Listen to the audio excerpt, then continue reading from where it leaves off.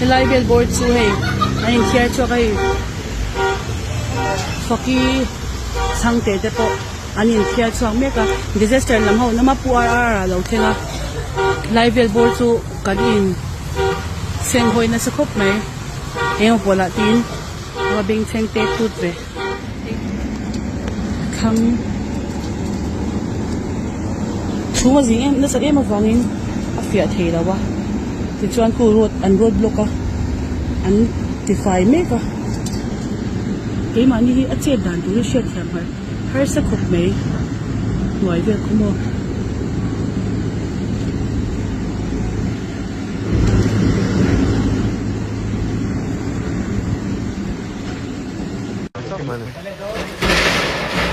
ta.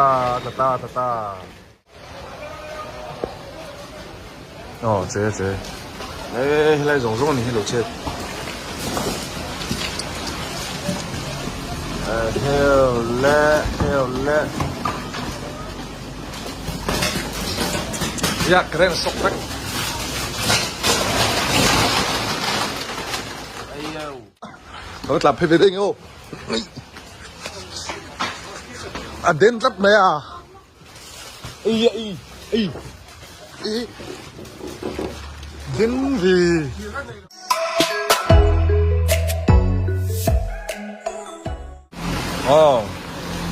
Sunday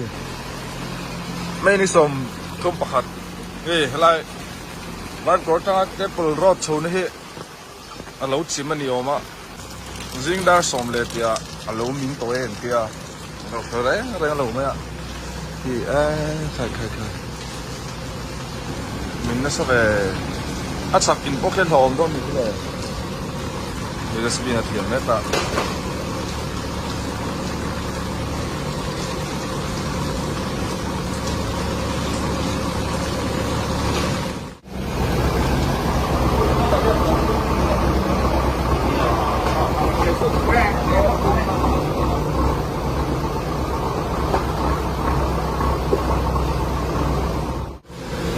mình nó sẽ khóc mày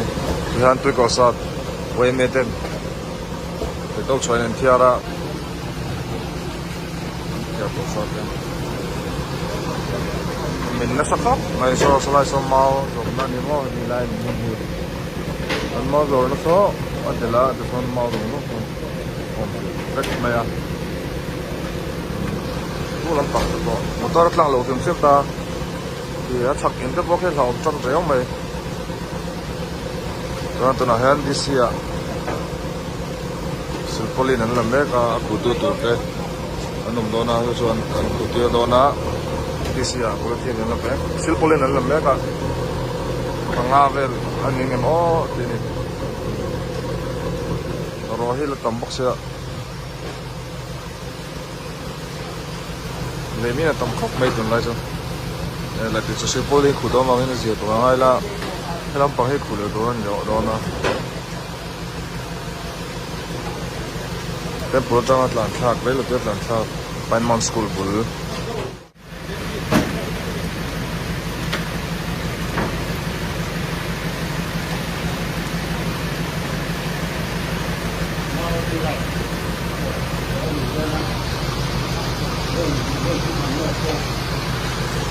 Khi để liêm em chu nấm lâu á. Then to go south, we may be like so to send dinga. Pak khop mai to go south, we may be. Yang kita bun swa.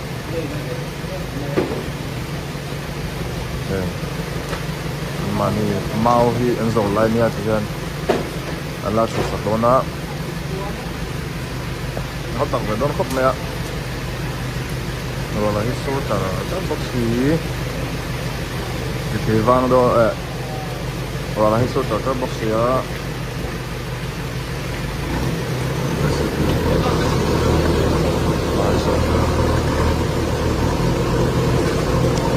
trồng mai khóc mày phẳng ống không mày ở đây có tiền miếng tây lâu thế ta nó không về tây lâu à đây là mau số nó phải à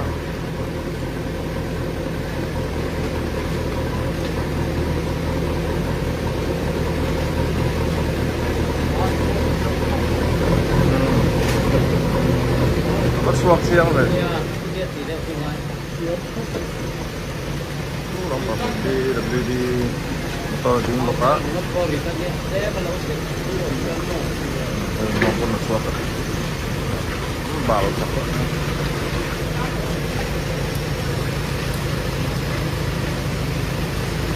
motor terkota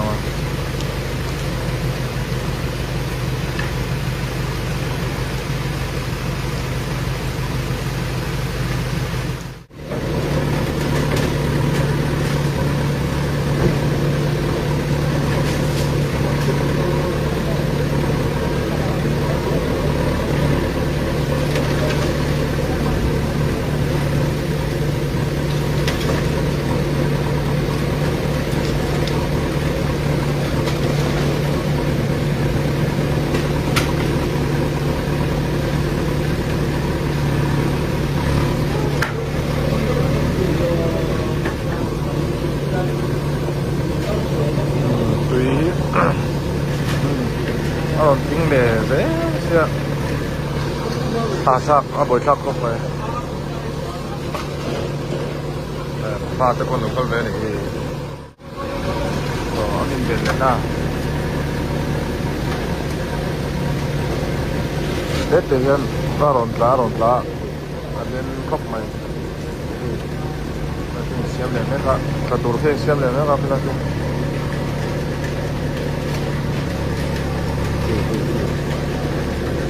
là chắc là mình ra cho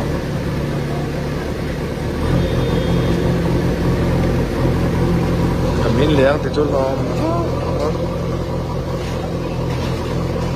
kì chắc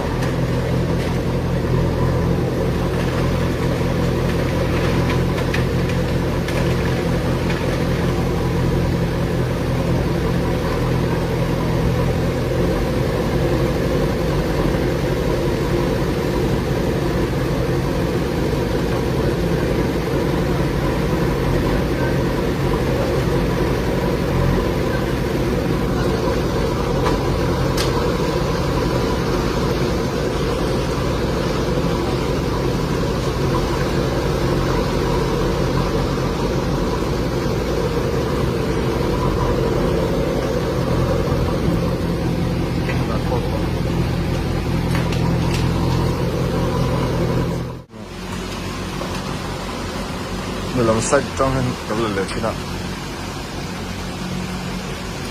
rồi chút gì đâu tụi nó sẽ khi lại tới khi thì alo ốm về tụi đó này để khi chắc chắn bốc xíu mà bôi đơn khóc mà nó cái tiền nó lại nó ốm cái bông anh làm suốt cái anh kia đây bây giờ đi làm sao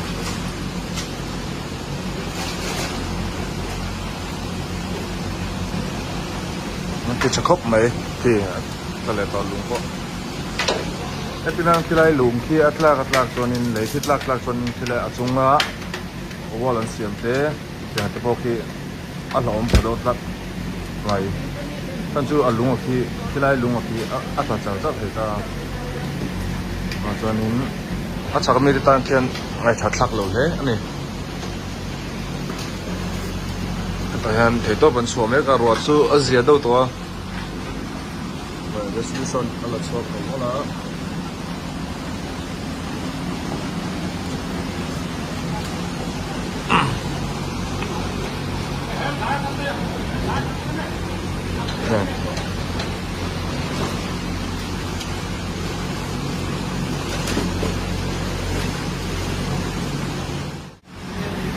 lại mình thấy cái polling của tôi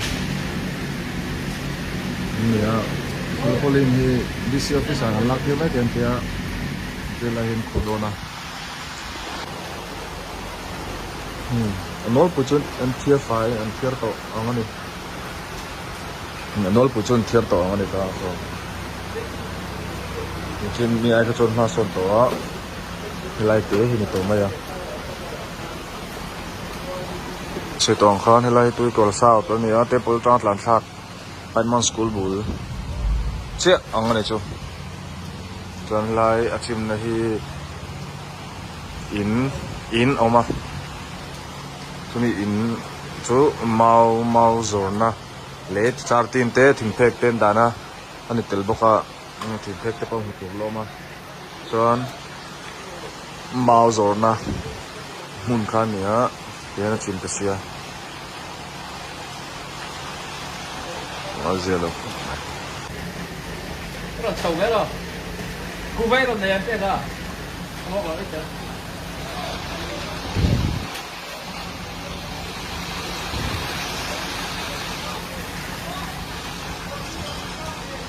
lại cái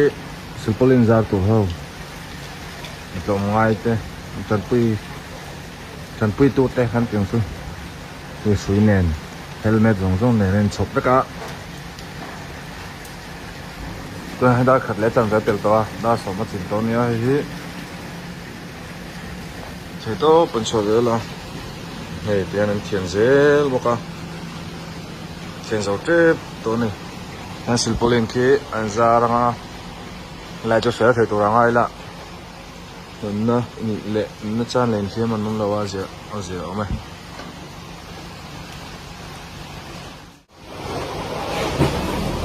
oh chim lệ pop mẹ à xin polling như sao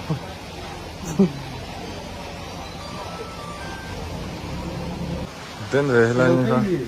chim lệ remote mẹ jesse đi khát del à kể vel khá anh mình không cắt đòn nghe anh khiển đôn mau về điện cửa nó bỏ điện cửa nó tổng thể nó ốm rồi này khi lại zone chưa đến rồi lấy hi atlak cho chon mo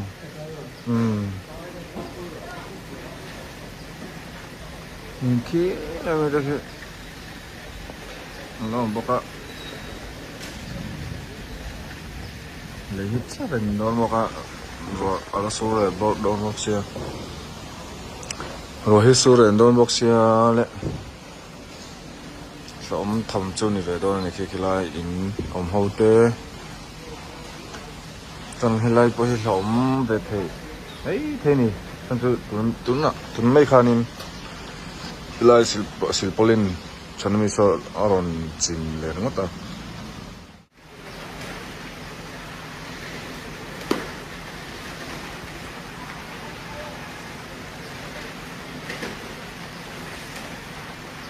khi he đến về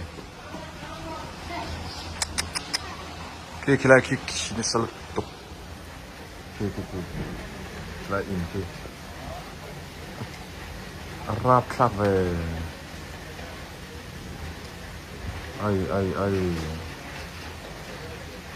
chim với con cái zone tắc này rồi này nghe cao nó sắp tới từ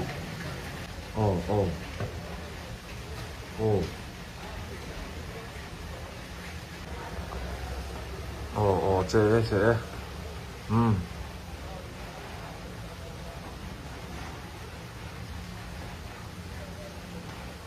để nhìn vẽ lên lòng khó vậy là rồi về gặp cho nên bậc khởi chim cho nên ông sầu tù hết tổng bốc xia để mình tua ra hiếm lệ thì nó tóc ta hắn tua bụi tập rất này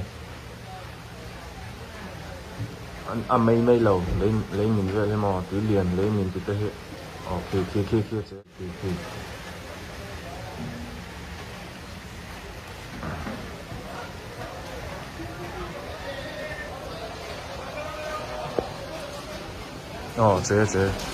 ê lại rong thì lộ chết theo lẹ ya keren sok rek ayo keren suy rong chặt rất mày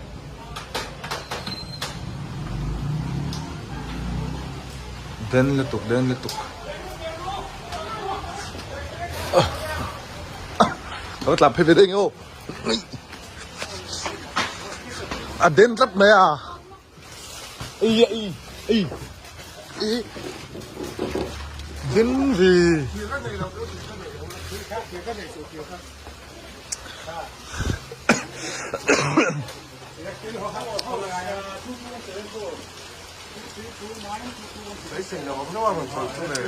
hết làm gì mà cái tia để làm thật đây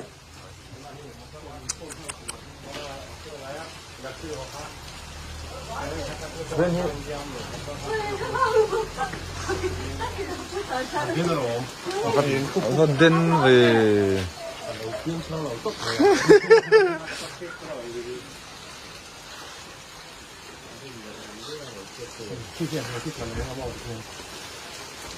lại in tiệp ok at làm em à có cái mừng kia người ta lên mừng hay làm pong in po hết rồi In po khi cấm miệng à? về Em thấy rồi không?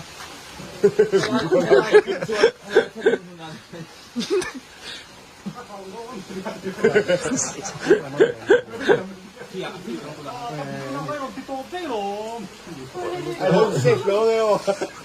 akaren là phát đến về anh nó thử chút một thằng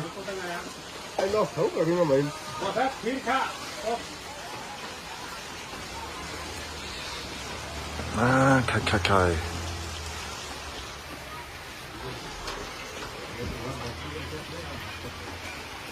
nó kia mới vô anh là không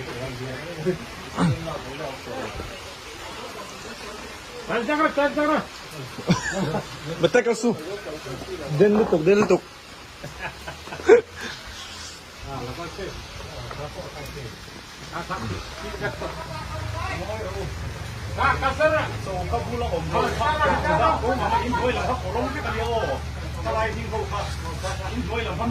tục keren rong suối rong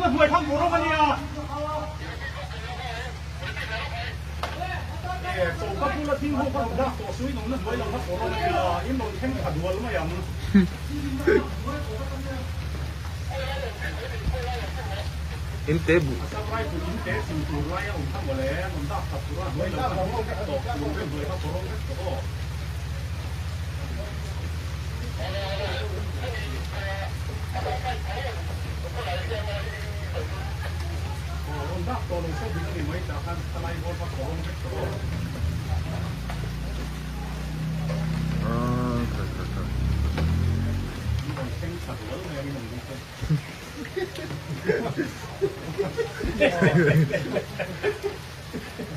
ये चले तो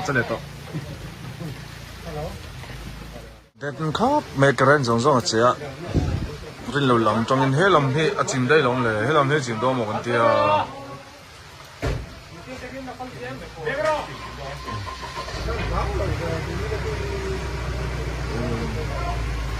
anh lút là vậy luôn nha làm hết lái xe đủ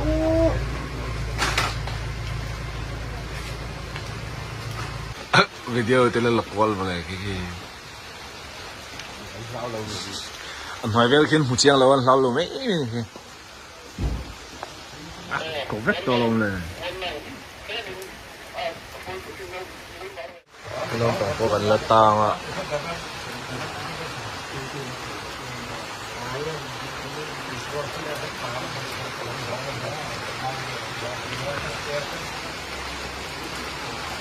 kia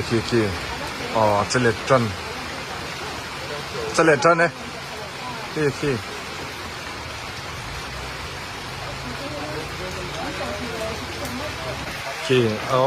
chân lệch chân lại để cái trận đón xem sao sắp tay po in po cái chìm đón đầu tiên sẽ thế nhỉ đó chân lệch chân này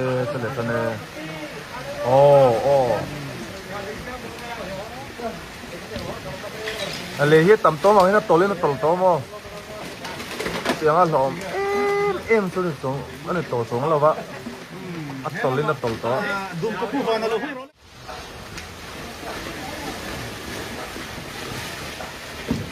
nó có phê lên mình lên Sunia cái đá với này bộ thì lấy thì chắc chắn chắc mà này ta có hốc mày có lên về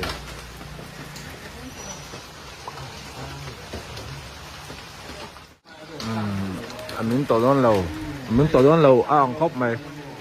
cái silpolin ra tu tập po silpolin ra răng á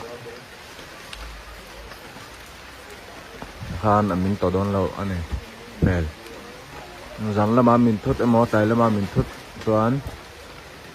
update thàกันlúc xem lại đồn nha tuần tan chuan tóc phát tăng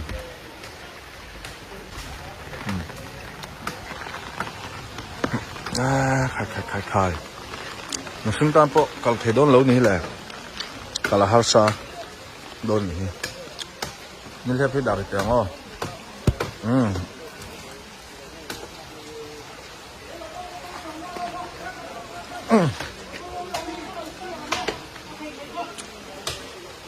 electric sui po del ano ni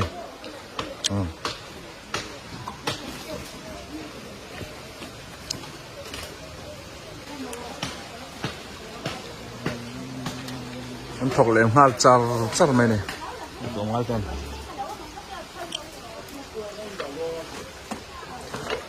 làm một hộp hết về lên chi nắng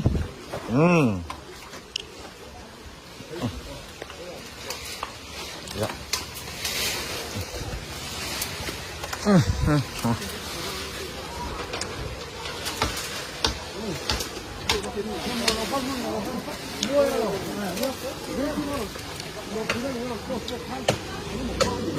dạ